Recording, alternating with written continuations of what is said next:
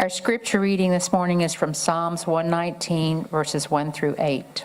Happy are those whose way is blameless, who walk in the law of the Lord.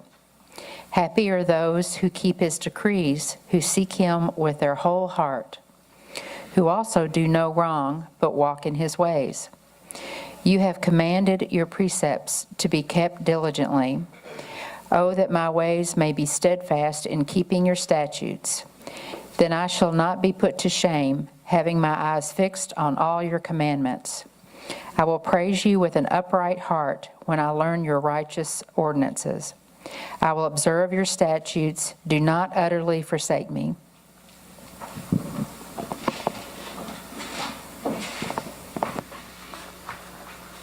So this morning we continue our worship in our series called Spiritual Affective Disorder.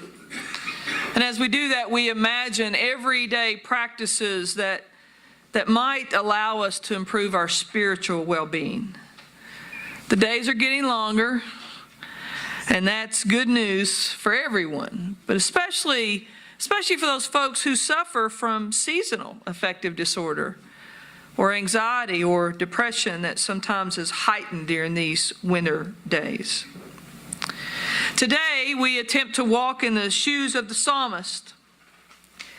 I really love the book of Psalms because it is just so authentic. You know, one minute we can read about a writer who's expressing joy beyond measure. And yet before we can join in the celebration, a deep lament of mourning might follow. Isn't it refreshing in a way to know that the human condition is just that? The human condition. Since creation, humans have had this capacity to experience exuberant joy and deep sorrow. So it reminds us again that the highs will blow over and the lows will subside. And each new sunrise might bring either or both. I think that is what this psalm is addressing. Now, most biblical scholars think that Psalm 119 was written to those who were learning the Torah, students of the ancient faith community. And notice that just within the 8 verses that Peggy read, it's a split of sorts. The first 3 verses are declarations and commitments. The opening 3 verses call for both right deeds and right disposition. In other words, the psalmist is saying, hey, face life in a positive way in what we do and what we say and how we portray our moods. Be a glass half full kind of person. Okay, Mr. Psalmist. The next 5 verses turn to prayer. And once again, commitment. So the psalmist is proclaiming, hey, once I learn the right thing to do, I'm going to do it. I'm going to walk in God's way. It seems to be fairly simplistic and straightforward. Do good, be happy, walk in God's way. Yah-dee-da-dee-da. Did you know that Psalm 119 has 176 verses?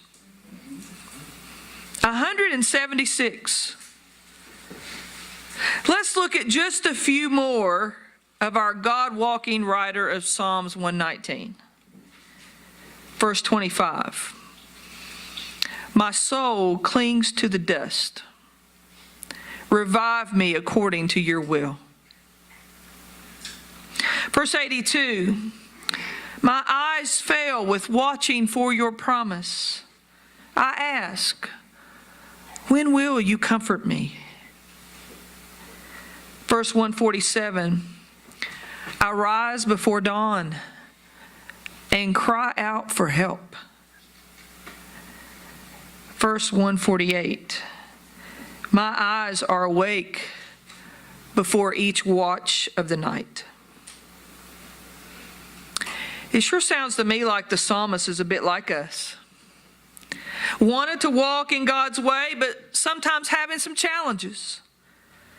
Asking God for revival and renewal, doubting if we'll get through, and asking God, where are you?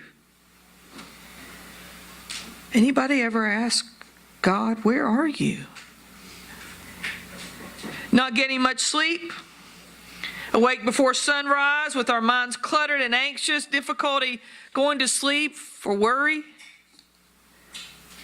And yet scattered between all those challenges in those 176 verses is over and over again the psalmist's proclamation commitment to keep on keeping on.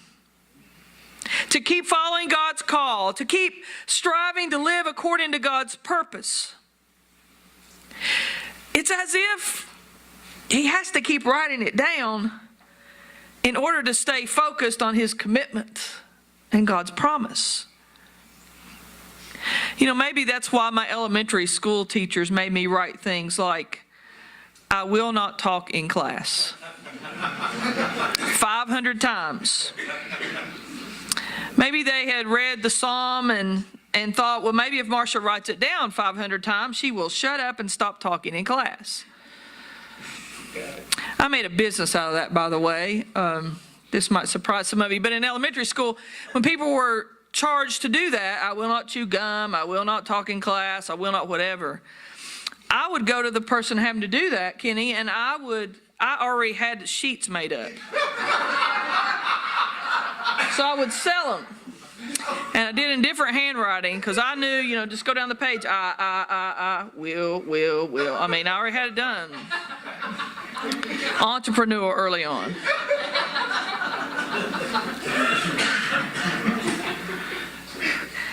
So how do we stay committed to God? How do we know God's purpose for our life? How do we cement in God's promise to us to love us and to be with us no matter what? And how do we hold tightly to that no matter what comes? I think we do it with intentionality. Finding God's purpose for our life and then staying committed to it. My friends, that does not happen by accident. And it's a marathon, it's not a sprint. It's not one and done. It's not always easy. Walking with God is inconvenient and it's exhausting, which is why I think more and more folks are opting out.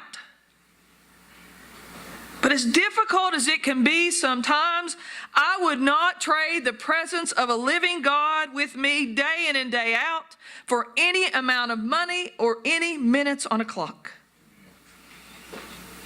I don't know how folks survive when they ignore the assurance of God's presence and promise. To walk with God, we must take the first steps. The first intentional steps, and then keep on walking. I've shared with some of you my current attempt to get a little weight off this old body and practice better self-care. And I say my current attempt because it certainly has not been my first, and it probably won't be my last. It's a battle for me, and frankly, one I don't enjoy fighting. A former jock who at one time was in incredible shape, I now awake to aches from my partial knee replacement and my cervical fusion and 2 lumbar surgeries I had about a year ago, and now a 5-month numb left arm and hand from a pinched nerve that they can't fix without another surgery. And one might think that I would have responded before now to get serious about doing my part to take care of my body. But I didn't. Frankly, I was too busy proving to everyone what a work machine I was. Too busy doing that to take care of myself. One would think I would listen to my wife or my mom who care very deeply about me. But no, it was a dear friend who is battling cancer with all she has, who looked at me one day and said, I need to talk to you about your health. And I need to talk to you about your need to stay so busy. And I need to talk to you about your need to post everything you do on Facebook for approval. I didn't like that conversation with Peggy Algehart. I didn't like it one bit. But you see, when you have good friends, there are times you hear things from them you don't like. But knowing they have no hidden agenda but to give you some honest feedback in time, my stubbornness subsides. And I take those conversations to heart. So thank you, Peggy, for having meaningful conversations with me. I don't like to walk on treadmills. I really don't like to walk anywhere unless there's some good reason to walk. Back in my college basketball days, we had preseason conditioning. I hated that too. Deb Core, we ran around EKU's campus 3 times. And when I mean around campus, I mean down the hill, around town, back up. 3 times. And when we finished that, we went to the track and we did time sprints. And when we finished that, we went to the pool. And when we finished that, we went to the weight room. We didn't even touch a basketball for 3 weeks unless we did it on our own time. But 3 hours a day, every day, we ran and ran and ran and swam and lifted weights. And I hated it. I wanted to get to the gym. But guess what? When I finally got to the gym, I was stronger and had lots of stamina. Those first steps of conditioning eventually turned into success on the court. And today I try to remember that. Back in January, when I started this Do Better program along with millions more Americans, I was just counting the Weight Watcher points that Anthony had encouraged me to do. No exercise yet. I was still mourning the loss of nightly ice cream and cookie dough. True statement, I had a tub of chocolate chip cookie dough in the fridge and I'd eat about 1/4 of it every night. Then about 2 weeks ago, I decided I might better start walking. So I dragged myself downstairs to a room in our basement and I began walking. I didn't like it any better than I did back in college, doing preconditioning. But taking those first steps have led me now to walking at least 30 minutes a day and often walking an hour. Now, I can't go at a fast pace because of my aforementioned joint issues, but I can go at my pace. And I just keep on walking. And friends, that's all God asks of us.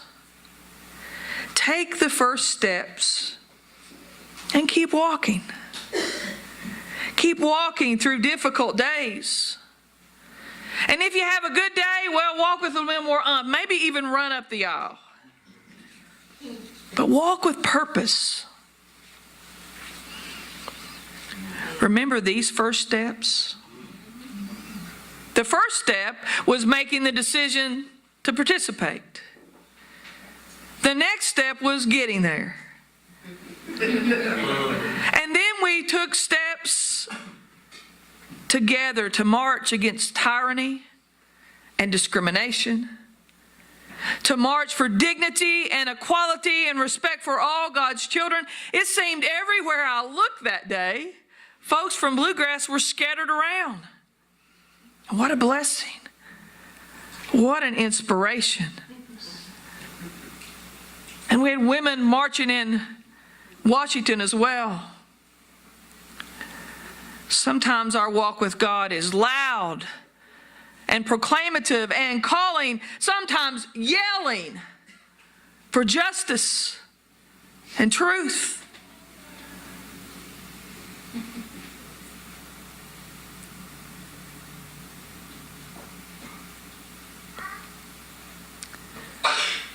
sometimes our first steps lead to more meditative walking with God.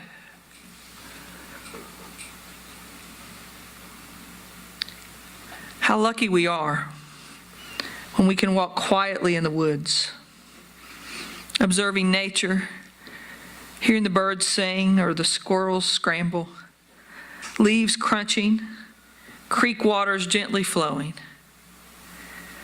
Imagining the love of God as massive as the tallest tree and as mysterious as the sunlight. Intentional walks in the woods can be refreshing and renewing.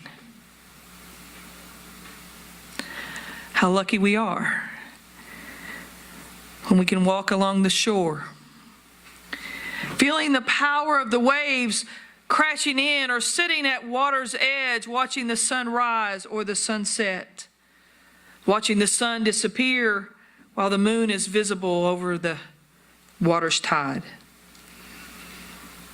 Imagining the love of God as powerful as the wind that blows the tide in and out every single day and hour. Intentional walks on the beach can breathe new air into busy or challenging lives. How lucky we are, some of us, who've traveled out west to the majestic red mountains of Sedona, Arizona. With every turn when you go there, there's a ooh and ah. When taking the path leading to the mountaintop chapel, there's a sense of reverence even among the noise of tourists and clicking cameras.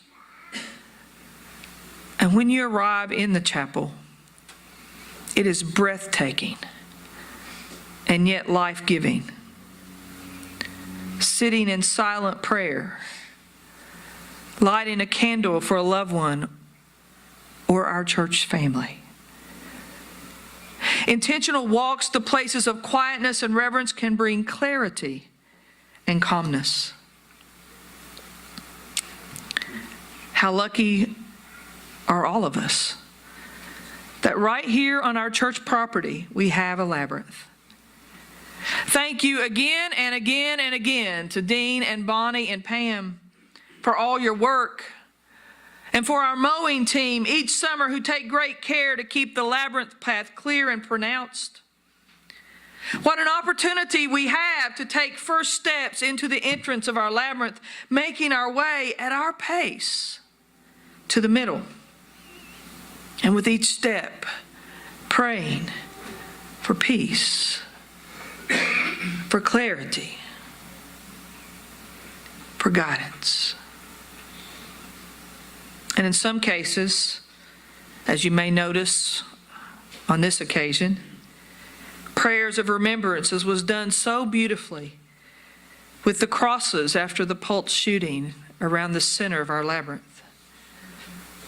Crosses counting 50, to include the 49 victims and the one shooter. It must have been difficult to put that 50th cross in the ground. And yet, that's what we're called to do. Pray for our enemies and those who persecute us. That's a hard one, isn't it? In all this stepping and all this walking, we recognize that some days are more difficult than others. And we admit that the uncertainty of what lies ahead sometimes prevents us from going out the door or heading to the basement. So we keep acknowledging our commitment, the commitment we made when we decided to live our lives for God's purpose, the commitment we made when we joined this or any church, the commitment to keep on keeping on with purpose and in godly ways. And when we trip, for we will, we get up. And perhaps when we can't take the steps physically anymore, we take them in our minds, in our thoughts, and our deeds. And And we just write or say it over and over again, just like the psalmist. I will praise you with an upright heart, and I will keep your commandments. I will walk with you and for you, God. I pay attention to y'all even when you think I don't. I've heard Anthony in different forms talk about what faith means to him. He shared that for him, faith is like walking down the street and approaching a corner. I thought about that, Anthony, when I was driving to Eastern Kentucky a few weeks ago for business, back to my hometown of Pikeville. I don't go there much since Mom has moved to Lexington, but I always relish that drive back to the mountains. It really is a deeply spiritual moment for me. I've composed many a song on that road right there. Approaching that curve made me think about what Anthony shared about turning the corner on the street. You don't know what's around the corner or the curve, but you have faith that whatever lies ahead, God will be with you and help you get through, good or bad. Brothers and sisters, that's our assurance. And for many of us, that's our testimony. Because we think about those times when we were down and out, when we were lonely, when we were strapped, when we didn't know what to do. And we know that a presence much bigger than us has been with us. I can think of times I didn't know how I was going to get out or get through. But then I got to the other side and I looked back and said, wow, thank you, God. We're called to take the first steps and then to just keep on walking the best we know how.